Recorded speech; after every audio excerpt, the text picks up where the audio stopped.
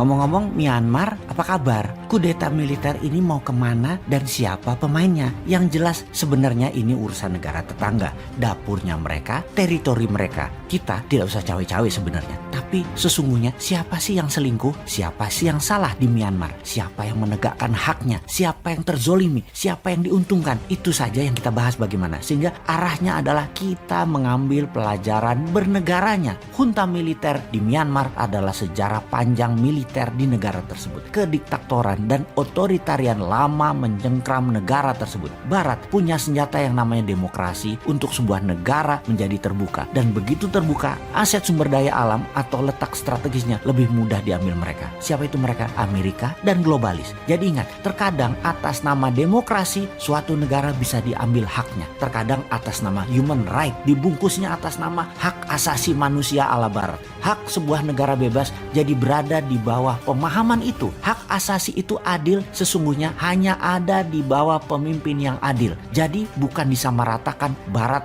adalah begini, timur adalah begini. Jadi human right jadi berbeda selama pemimpinnya tidak adil. Selama adil tidak ada yang namanya human right bermasalah. Oke, kita kembali ke Myanmar. Demokrasi akhirnya masuk ke Myanmar. Aung San Suu Kyi jadi pemimpin dengan menang telak pada saat pilpres. Disinilah militer tertampar. Suara rakyat ternyata tidak menginginkan mereka. Demokrasi dan pemerintahan terbuka mulai dijalankan dan mulailah asing masuk, terutama Tiongkok selain Amerika kencang atau cepat masuk ke Myanmar. Pabrik-pabrik besar Tiongkok menyedot sumber daya alam Myanmar sejak lama dan cepat. Myanmar adalah negara perbatasan langsung dengan Tiongkok dan cara berpikir negara berdaulat itu sekali lagi berbeda dengan negara yang lemah kedaulatannya. Myanmar saat itu diambil asetnya oleh Tiongkok. Sekali lagi, ini yang menjadi penting untuk kita diskusikan. Negara Amerika itu, contohnya ya, sebelum kita masuk ke pelajaran selanjutnya, negara Amerika itu seluruh homeland adalah kontinental Amerika, kendalinya harus penuh dari ujung Alaska sampai selatan Argentina harus full dikendalikan Amerika. Ada apa saja di negara selatan Amerika, Amerika akan kirim tentaranya, ratakan sampai balik lagi taat dengan Amerika. Demikian juga Rusia, demikian juga Tiongkok. Perbatasan negara dengan negara lain, negara tetangga tersebut harus patuh dan taat dikendalikan Tiongkok. Itu cara bernegara, negara berdaulat.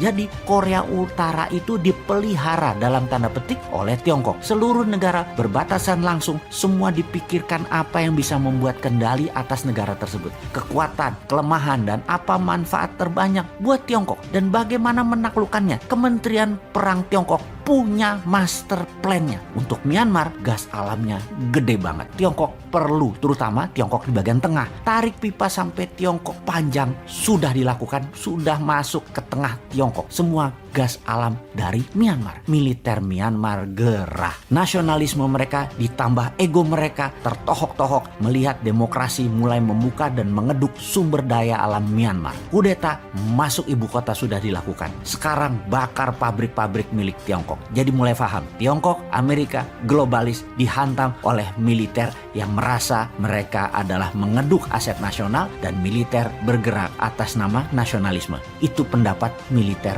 Myanmar. Ya sudah, sekian dulu informasinya. Gak penting-penting banget sih informasi dari Bosman kali ini. Tapi sekali lagi ingat, jangan dibawa-bawa kemana-mana pikiran kalian. Tetap ke Myanmar ya, jangan ke Sulawesi segala, ngawur kalian.